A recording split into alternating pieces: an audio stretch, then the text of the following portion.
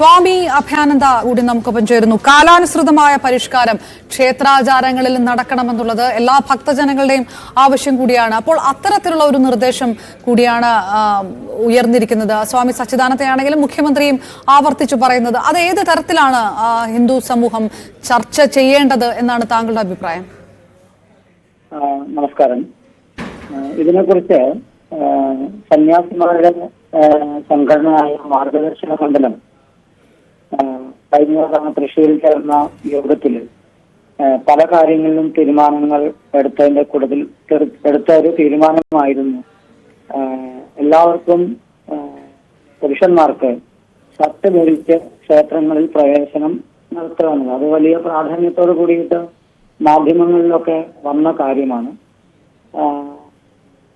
പല ഘടകങ്ങളുമുണ്ട്.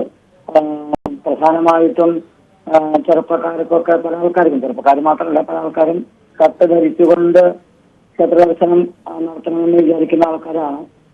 ഷർട്ട് ഇടാൻ മടിയുള്ളത് കൊണ്ട് തന്നെ ക്ഷേത്രങ്ങളിൽ പോകാത്ത ആളുകളുണ്ട്. അതുപോലെ ഇപ്പോൾ സ്ത്രീകൾക്ക് എല്ലാവർക്കും ഒരു വസ്ത്രം ധരിച്ചിട്ട് തന്നെയാണ് എല്ലാവരും ക്ഷേത്രങ്ങളിൽ പ്രവേശിക്കുന്നത്. അതുപോലെ പുരുഷന്മാർക്കും ആവണം എന്നുള്ള ആവശ്യം പല കാലങ്ങളായിട്ട് സന്യാസിമാർ ഉൾപ്പെടെയുള്ള ആവശ്യപ്പെട്ടിരുന്നു.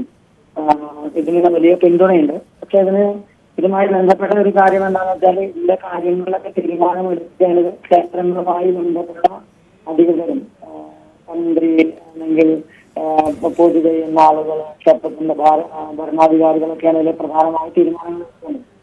എന്തായാലും സന്യാസിമാരുടെ സംഘടന മാർഗദർശകമന്ത്രം ഇതിന് നിർബന്ധമായിട്ട് നേരത്തെ തന്നെ തീരുമാനം എടുത്തിരുന്നു.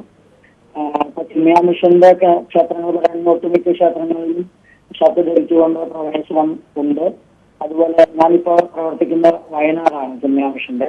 വയനാട് ജനദിവസം മഹാഗണപതി ക്ഷേത്രം ഉൾപ്പെടെ വയനാട്ടിലെ ഒട്ടുമിക്ക ക്ഷേത്രങ്ങളിൽ പോയപ്പോൾ അവിടെയുള്ള ക്ഷേത്രങ്ങളിലൊക്കെ ഷർട്ട് ധരിച്ചുകൊണ്ടാണ് ആളുകൾ ക്ഷേത്രത്തിന്റെ അകത്ത് വരെ പ്രവേശനം ചെയ്യുന്നതും ദർശനം നടത്തുന്നതും. ഞാനിപ്പോ ഇന്ന് ഗുരുവായൂരാണ്. ഗുരുവായൂരാണ് ഇപ്പോൾ രാവിലെ ക്ഷേത്രത്തിൽ ചോദ്യം വന്നത്. അവിടെ ഷർട്ട് ധരിക്കാതെയാണ് ക്ഷേത്രത്തിൽ പോയി പോയത്. സ്വാമി അഭയാനന്ദ, വളരെ പ്രധാനമായിട്ട് ഇപ്പൊ പത്മനാഭസ്വാമി ക്ഷേത്രം പോലെ അല്ലെങ്കിൽ ഗുരുവായൂർ പോലെ വളരെ പ്രധാനപ്പെട്ട അല്ലെങ്കിൽ ഏറ്റവും കൂടുതൽ ഭക്തജനങ്ങൾ എത്തുന്ന ക്ഷേത്രങ്ങളാണ് ഈ കാര്യത്തിൽ കൂടുതൽ റെസ്ട്രിക്ഷൻസ്, കൂടുതൽ കർശന നിർദ്ദേശങ്ങളൊക്കെ നൽകുന്നത്. ഇത് എല്ലാവർക്കും അറിയുന്നത് പോലെ ഇത് ഈ മതപരമായിട്ടോ അല്ലെങ്കിൽ പൂജാപരമായിട്ടോ ഉള്ള കാര്യങ്ങളുമായി ബന്ധമുള്ള കാര്യവുമല്ല ഈ മേൽവസ്ത്രം ധരിക്കുക എന്നുള്ള സംബന്ധിച്ച്. അപ്പോൾ ഇത് ഓരോ ക്ഷേത്രങ്ങളും സ്വയമായി ഇതിനകത്തൊരു കാലാനുസൃതമായ ഒരു പരിഷ്കാരത്തിലേക്കും തീരുമാനത്തിലേക്കും ഒക്കെ കടക്കണം എന്നാണ് ഉദ്ദേശിക്കുന്നത്? അതോ ഇത്തരം ചർച്ചകൾ കൊണ്ട് ഒരു കൂട്ടായിട്ടുള്ള ഒരു തീരുമാനത്തിലേക്ക് കടക്കാനുള്ള സാധ്യതയും ഒക്കെ തള്ളിക്കളയണോ ഈ സമയത്ത്? എന്തായാലും കാലാനുസൃതമായ പരിഷ്കാരം എല്ലാ കാര്യങ്ങളിലും നമ്മൾ വരുത്തിക്കൊണ്ടിരിക്കുന്നുണ്ട്. അത് ഏതോ മതത്തിന്റെ കാര്യത്തിലായാലും ഹിന്ദു സമാജത്തിന്റെ കാര്യത്തിലായാലും അത് ക്ഷേത്ര ദർശനത്തിന്റെ കാര്യത്തിലായാലും കാലാനുസൃതമായ പരിഷ്കാരങ്ങൾ വരുത്തുന്നുണ്ട്.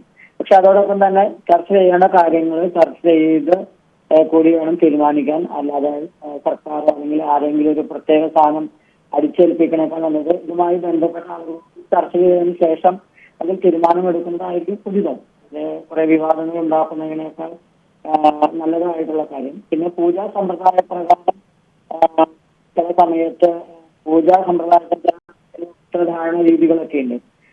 അങ്ങനെയാണ് പൊതു ചെയ്യേണ്ടതെന്നുള്ള പൂജയുമായി ബന്ധപ്പെട്ട ആളുകളെ നിഷ്കർഷിക്കാറുണ്ട്.